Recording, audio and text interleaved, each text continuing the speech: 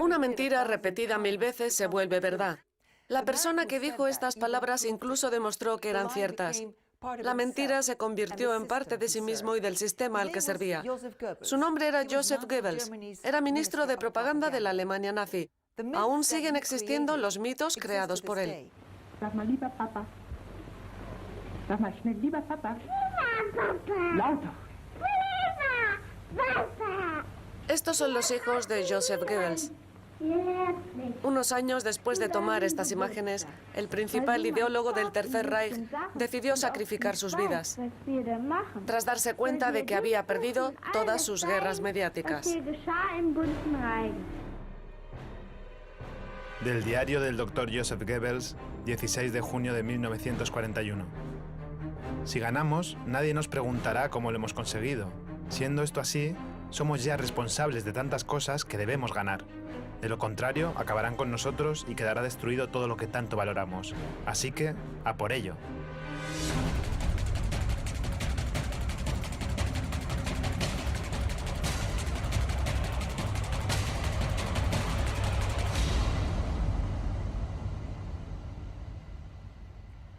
El 22 de junio de 1941, la Alemania nazi atacó la URSS sin previa declaración de guerra. Los bombardeos y el fuego de artillería trajeron consigo el terror y la incertidumbre sobre lo que vendría después. Las tropas alemanas lanzaron 22 millones de folletos propagandísticos sobre las posiciones del Ejército Rojo. La gran mentira había empezado.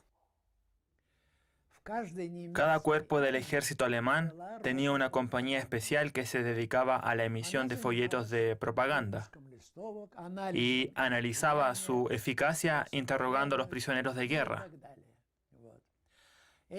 Estas campañas de propaganda se llevaron a cabo hasta el final de la guerra. Presentaron la mentira de una manera exquisita. Les propusieron a los soldados del Ejército Rojo que eligieran entre morir a manos del indestructible ejército alemán o rendirse, regresar con sus familias y tener una vida feliz. Uno de sus objetivos era poner a los soldados del Ejército Rojo en contra de sus superiores. Esta era una de las estrategias de la propaganda alemana. Les decían a los soldados que sus superiores no les permitirían entregarse a los alemanes y de esta manera salvar la vida. En consecuencia, les pedían que tomaran la iniciativa y mataran o expulsaran a esos funcionarios. Eso ya dependía del contenido de cada hoja de propaganda, para posteriormente rendirse a los alemanes. De una circular del jefe del Estado Mayor de la Wehrmacht, mariscal de campo de Alemania, general Wilhelm Keitel. Los comisarios políticos se distinguen de los demás por llevar en la manga una estrella roja con la hoz y el martillo. Deben ser separados de los otros prisioneros para evitar que puedan influir en los demás soldados. Tras separarlos de los demás, deben ser liquidados. Sin embargo, a los soldados que no eran comisarios políticos, lo que les esperaba estaba muy lejos de ser la vida feliz que se les prometía en los panfletos de propaganda alemana.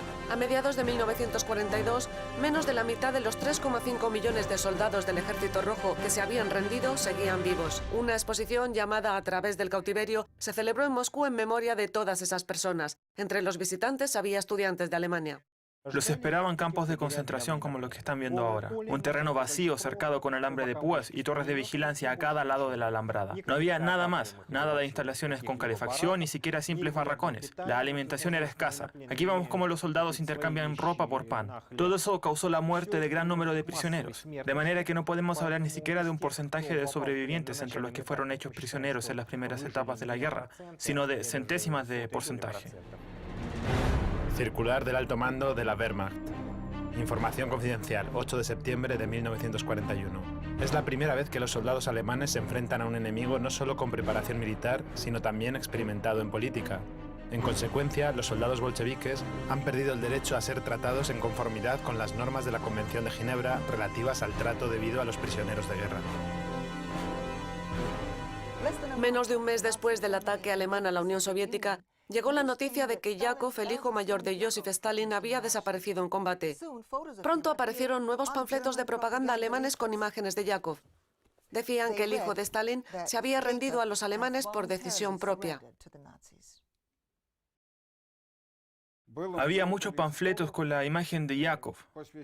Con ellos los alemanes pretendían hacernos creer que todo había acabado, que estábamos derrotados. porque hasta el hijo de Stalin había sido hecho prisionero y estaba colaborando con las autoridades nazis. Yakov efectivamente había sido hecho prisionero, pero no se entregó voluntariamente, sino que fue capturado al tratar de romper un asedio. Lo llevaron al campo de concentración de Sachsenhausen, a 35 kilómetros de Berlín. Yakov era un prisionero importante, por eso no estaba encerrado dentro del campo donde se retenía al resto de los presos y donde estamos nosotros ahora. Había una prisión especial para los prisioneros importantes y allí era donde lo tenían. Yakov Yugashvili estuvo encerrado en uno de estos barracones. El servicio de inteligencia no logró que colaborara con ellos. Permaneció en este campo hasta 1943. Los nazis propusieron a través de la Cruz Roja Internacional un canje de prisioneros al mariscal Friedrich Paulus, derrotado en la batalla de Stalingrado por el hijo de Stalin. La respuesta de Stalin fue que no se canjeaba un mariscal por un simple soldado. Cuando se dio cuenta de que estaba siendo usado por la propaganda nazi, Yakov decidió quitarse la vida voluntariamente y se arrojó contra el alambre de espino que rodeaba el campo de concentración de Sachsenhausen.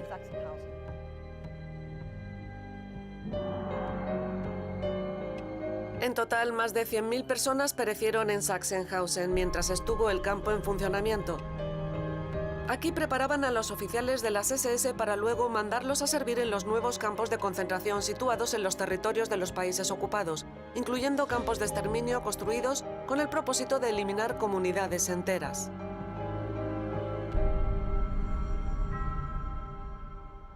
Los así llamados Einsatzgruppen SS exterminaron a más de 2 millones de hebreos en el territorio soviético ocupado. Se asesinaba a todo el mundo sin excepción alguna, sin apiadarse de niños, mujeres o ancianos. ¿Cómo era posible que los ejecutores de aquellos crímenes no perdieran el juicio al cumplir con sus funciones? La respuesta es muy sencilla. Nadie que llevara el uniforme de las SS consideró por un momento que lo que estaba haciendo estaba mal. No lo consideraba un crimen. La propaganda nazi les preparó para actuar de esta manera. Hoy hasta las medidas más radicales no son lo bastante radicales, acostumbraba decir Joseph Goebbels. Los soldados alemanes que combatieron en el territorio de la URSS también estaban influenciados por otro mito. Se les persuadió de que para acabar con el sistema soviético había que eliminar a los judíos, considerados la piedra angular del bolchevismo. Antes, al ocupar el territorio de otros países, los alemanes obligaban a los judíos a concentrarse en guetos donde se les permitía vivir. Pero con el ataque a la URSS comenzó la política de exterminio de las comunidades judías. Existen postales en las que, junto a imágenes de ejecuciones en masa, los soldados nazis escribían líneas llenas de ternura a sus mujeres e hijos, diciendo que los echaban de menos, que los extrañaban, y asimismo contando cómo exterminaban a los cerdos judíos. La propaganda de Goebbels resultó ser muy efectiva tanto para denigrar a otros pueblos, como para engrandecer la imagen que de sí tenía el alemán normal y corriente.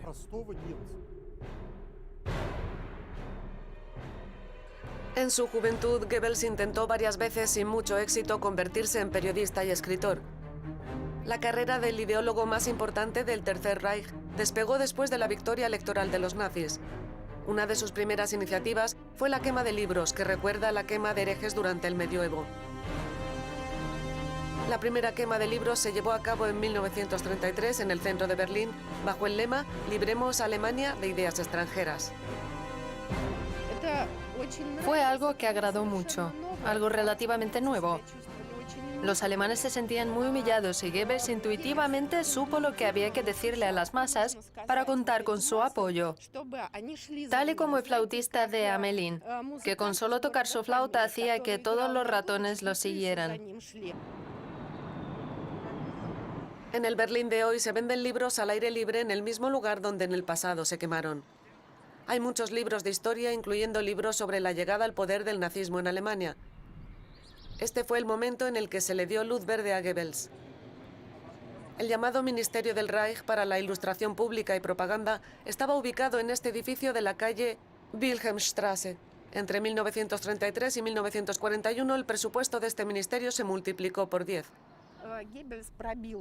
Goebbels implementó políticas industriales para que se produjeran aparatos de radio baratos que todo el mundo pudiera adquirir. De esta forma, todos los alemanes podían escuchar programas de radio propagandísticos. Además, y esto parece ser un hecho poco conocido, gracias a los esfuerzos de Goebbels, la primera transmisión televisiva dirigida al público general fue realizada en tiempos del Tercer Reich. Lo que estamos viendo son manifestaciones de grupos de extrema derecha en la Alemania moderna. No se identifican directamente con las ideas del Tercer Reich. Luchan porque se les dé empleo a los alemanes y no a los inmigrantes. No es la primera vez que Alemania pasa por esto y es bien sabido a qué condujeron estas consignas en el pasado. Pero para los simpatizantes de la ultraderecha, la Alemania de la década de 1930 es un ejemplo de orden y estabilidad. ¡Gloria a Ucrania! ¡Gloria a Ucrania! ¡Gloria a los héroes! ¡Gloria a los héroes!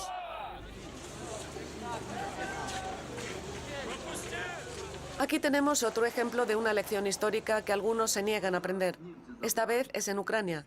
La consigna Gloria a Ucrania, gloria a los héroes que escuchamos en Kiev es un calco exacto de los saludos empleados por los nacionalistas ucranianos que colaboraron con las fuerzas de Hitler durante la guerra. De hecho, esta gente hizo a veces lo que los propios alemanes se mostraban reacios a hacer. A veces mataban a guerrilleros armados, cierto, pero también mataron a civiles que simpatizaban con la causa de los guerrilleros. A principios del 2014, durante el llamado Euromaidán en Kiev, los nacionalistas de la zona llevaban retratos de Stepan Bandera como si se tratara de iconos religiosos. En 1941, Bandera intentó establecer una república ucraniana independiente bajo el protectorado de la Alemania nazi. Evidentemente, ni por asomo se aproximaron a la creación de ese Estado. Y si hablamos de los líderes que intentaron formar un Estado independiente con el apoyo de los nazis, en su mayor parte acabaron ejecutados por los mismos alemanes, o bien en campos de concentración, donde para los nazis eran más útiles como símbolos. Extracto de la carta emitida por el jefe de la Cancillería del partido, Martin Bormann, 23 de julio de 1942. De ninguna forma se debe permitir a los no alemanes el menor sentimiento de propiedad. La población extranjera en ningún caso debería tener acceso a la educación superior. El Führer opina que les basta con saber leer y escribir. Esto incluye a los denominados ucranianos.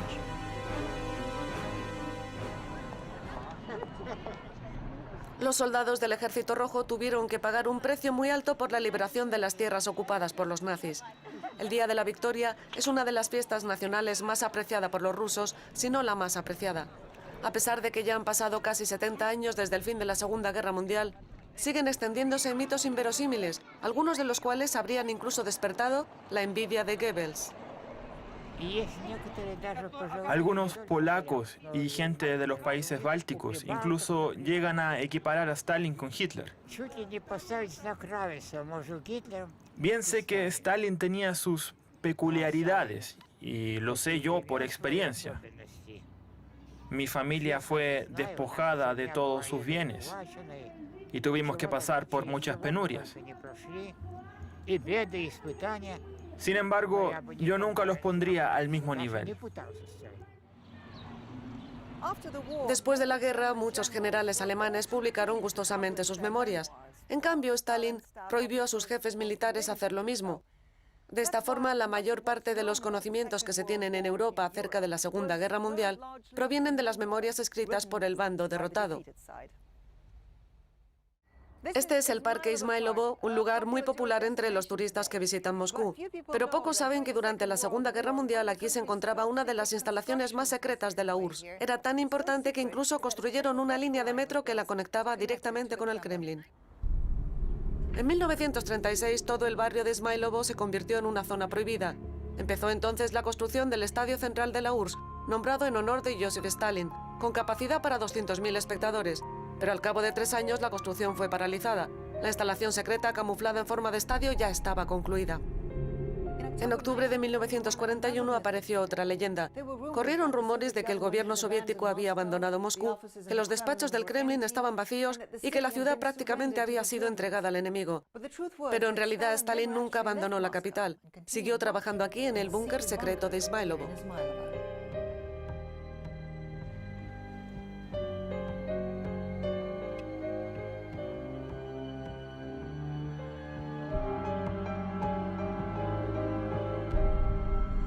Stalin siempre hablaba en voz baja, por eso los arquitectos diseñaron un sistema acústico especial para que todos los que estaban sentados en esta mesa pudieran oírle.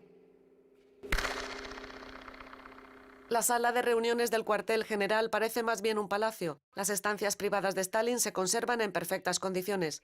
Hay un mapa de operaciones colgado en la pared que era actualizado cada día mientras Stalin estuvo trabajando aquí.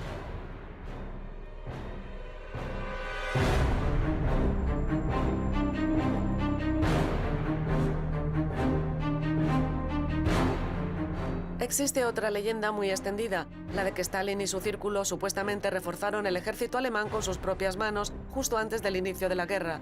Corrían rumores de que los oficiales de la Wehrmacht realizaron maniobras militares en campos de entrenamiento soviéticos. En realidad, en cuanto Hitler llegó al poder, la cooperación militar entre Alemania y la URSS se redujo considerablemente.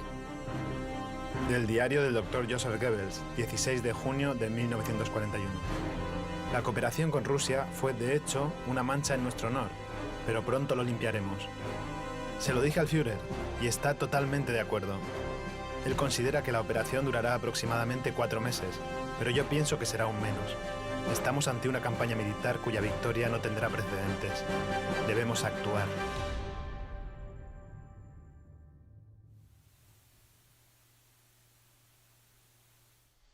El investigador Igor Pikhalov es el autor de un libro titulado La Gran Guerra, sobre la que tanto se mintió, basado en materiales de archivo. En su libro, el autor trata de refutar la leyenda más extendida, la de que Stalin estaba preparándose para atacar primero a la Alemania nazi, pero que Hitler resultó ser más astuto y se le adelantó. Encontramos exactamente el mismo mito en un panfleto publicado por la oficina de Goebbels en 1943 y dirigido a la población de los territorios soviéticos ocupados. Se titula Lo que oculta el gobierno soviético. Pero si nos atenemos a los documentos y los testimonios, resulta que en realidad no hubo ningún ataque preventivo por parte de la Unión Soviética. Y tanto el propio Goebbels como su círculo de colaboradores y los mismos generales alemanes lo sabían perfectamente. En 1941, la industria de defensa de la URSS trabajaba a pleno rendimiento. Pero aún así, el número de unidades militares alemanas reunidas en la frontera era 5 veces superior a las del ejército soviético. Con semejante distribución de fuerzas, hubiera sido muy poco prudente realizar un ataque a Alemania.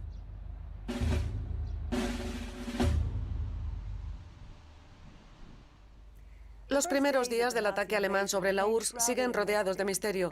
Durante la perestroika apareció una nueva leyenda al respecto, la de que Stalin confiaba tanto en el pacto de no agresión que había firmado con Hitler que estaba totalmente ciego ante la amenaza alemana y por tanto no cumplió sus responsabilidades como comandante en jefe del país. El mito de que Stalin se hallaba en estado de choque es fácil de desmentir. Un documento recientemente desclasificado revela la agenda de Stalin para el 22 de junio de 1941, el día en que la Alemania nazi atacó la URSS. Visitantes de Stalin. El comisario del pueblo para Asuntos Exteriores Molotov llegó a las 5:45 y se fue a las 12:05. El jefe del Estado, Mayor Zhukov, llegó a las 5:45 y se fue a las 8:30. El vicecomisario del pueblo para Asuntos Exteriores, Wyszynski, llegó a las 7:30 y se fue a las 10:40. El secretario general de la Komintern, Dimitrov, llegó a las 8:40 y se fue a las 10:40. Camaradas, nuestras fuerzas son innumerables. Pronto lo sabrá nuestro arrogante enemigo. Junto con el Ejército Rojo se levantan miles y miles de trabajadores, agricultores, colectivos e intelectuales para luchar contra el agresor. El pueblo levantado en armas se contará por millones. ¿No fue el así llamado sabio liderazgo de Stalin lo que hizo posible esta victoria? No. Stalin cometió muchos errores de cálculo al comienzo de la guerra, pero eso no viene al caso ahora. Lo importante es que fue ni más ni menos nuestro pueblo, su solidaridad, su unión y valentía lo que nos permitió hacer frente a esta terrible amenaza. Desde aquí, desde la puerta de Brandenburgo, en el corazón de Berlín, desfilaron las tropas nazis antes de partir al frente oriental. Antes de atacar la Unión Soviética, Alemania elaboró el llamado Generalplan Ost, o Plan Este, que contemplaba desalojar por la fuerza a cerca de un 85% de los residentes de los territorios conquistados para reemplazarlos por los representantes de la raza superior. El plan tenía que entrar en vigor inmediatamente después del triunfo del Tercer Reich en la guerra contra la URSS.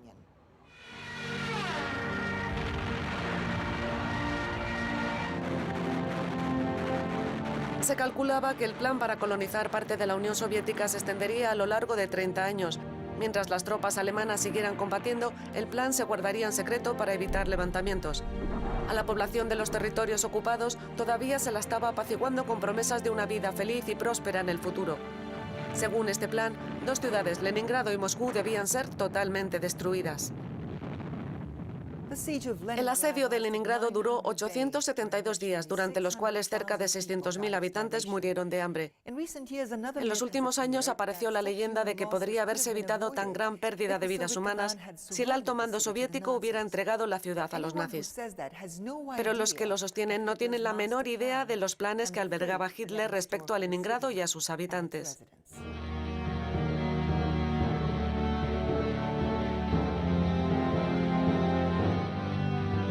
Del diario del jefe del Estado Mayor Franz Halder, 8 de julio de 1941.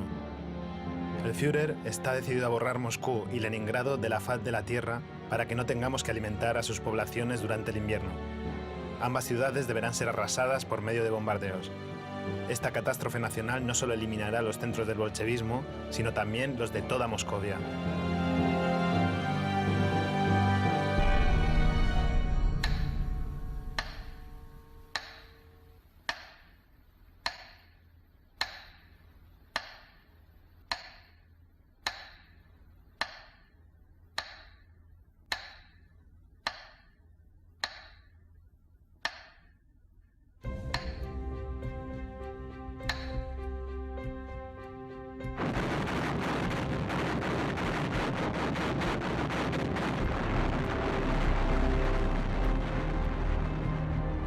Un año después del inicio del asedio de Leningrado, por fin se produjo un cambio crucial en el curso de la guerra. El mariscal de campo Paulus, que había tomado parte personalmente en la elaboración de la Operación Barbarroja, fue derrotado en la batalla de Stalingrado. Fue entonces cuando muchos soldados y oficiales de la Wehrmacht se dieron cuenta de que la guerra rápida y victoriosa en el frente oriental prometida por Goebbels resultaba ser, en realidad, otro mito. Tras la batalla de Stalingrado, muchos altos oficiales nazis cayeron prisioneros. Los trajeron acá a un campo de prisioneros situado cerca de Moscú. Tras la gran derrota, muchos de ellos empezaron a colaborar con las autoridades soviéticas y aplicaron sus propias técnicas de propaganda en una campaña contra el mismo Hitler.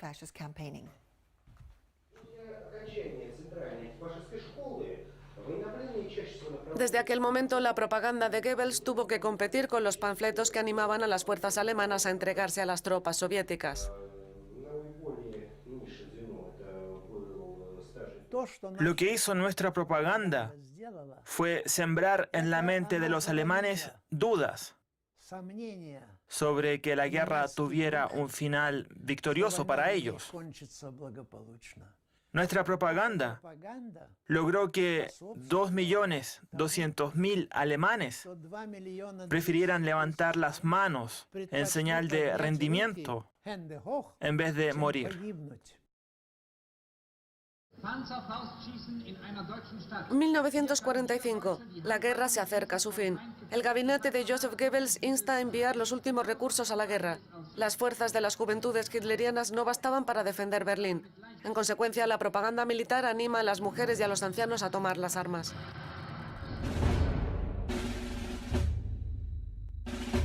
Cuando las tropas soviéticas entraron en Berlín, Goebbels y su familia huyeron al búnker de Hitler que se encontraba debajo de esta plaza. Hoy está lleno de tierra y en su superficie se ha instalado un monumento a las víctimas del Holocausto. El 1 de mayo de 1945, el principal ideólogo del Tercer Reich y su mujer, Magda, se suicidaron. Antes de hacerlo, envenenaron con cianuro a sus 6 hijos. El asesinato fue llevado a cabo como si se tratara de un ritual. A los niños los vistieron de blanco y les hicieron un bonito peinado. Cuando se durmieron, fue Magda, la esposa de Goebbels, la que puso personalmente las ampollas con cianuro en las bocas de los niños y la que se aseguró de que las rompieran con los dientes, permitiendo que el veneno entrara en su organismo.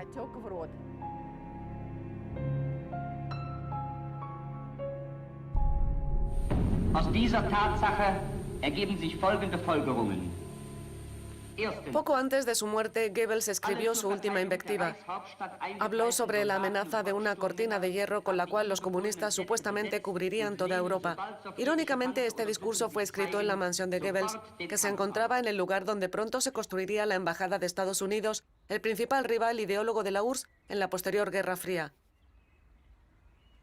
El plan de Goebbels de sembrar la discordia en el seno de la coalición antifascista funcionó, ya que eso fue exactamente lo que sucedió. Durante un discurso en Fulton en 1946, el primer ministro británico Winston Churchill repitió casi palabra por palabra lo que Goebbels había dicho sobre el peligro que amenazaba a Europa desde detrás de la cortina de hierro. Los mitos inventados por el principal ideólogo de los nazis arraigaron en Occidente y echaron leña a la lucha contra el comunismo. Ahora hace falta hacer frente a estos mitos en memoria de los que salieron victoriosos en la Segunda Guerra Mundial.